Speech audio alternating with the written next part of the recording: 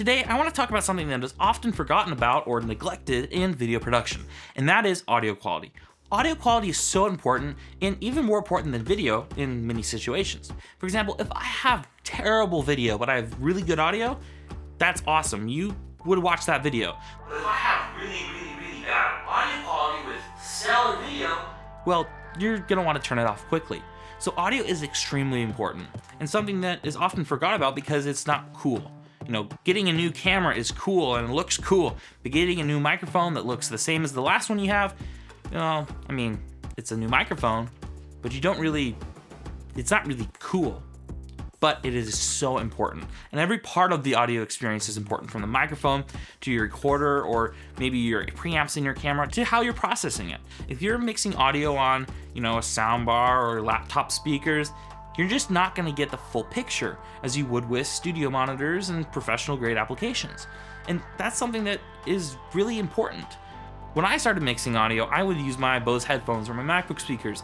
They're good speakers for enjoying content and listening to music, but they're not good for processing it. And when I go back to my earlier videos, they sound terrible on other devices. Like maybe the mid bass is too high, or they're too muffled, or it just doesn't sound right.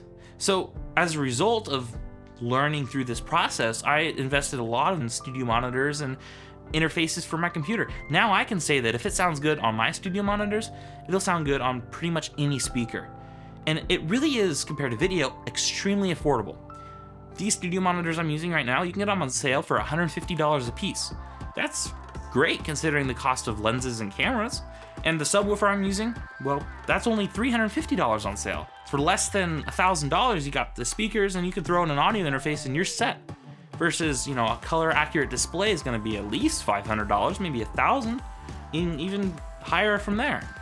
So audio from the microphone, processing, all of it. It's just so important to have in video production, and it is so cheap, you just have to pay attention to it and really focus in on it, get good at it, and then everything will sound great.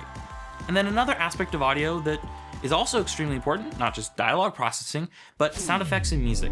It drives emotion and presence into your video. You can just have, especially for this type of video, just dialogue, just talking audio, which is fine. But if you add music and motive or a theme into that, it really helps. And especially if you're doing narrative content, you're gonna wanna add sound design to that, the atmospheric tones. So a service that I've used that's helped me a ton in that is Artlist.io. And they don't just have music and sound effects, but they have footage and plugins and LUTs as well. They cover all the aspects that you need to really elevate your footage. Now, if you want to get 2 months for free on your annual subscription, check out the link below. It's really an amazing service, and especially for music, which you can now download the stem files for your audio, which basically allows you to control how the music sounds. So if you want to get that, check out the link below. That's about it for this video. If you have any further questions, let me know and I'll get an answer right to you. All right, that's it, and I'll see you in the next video.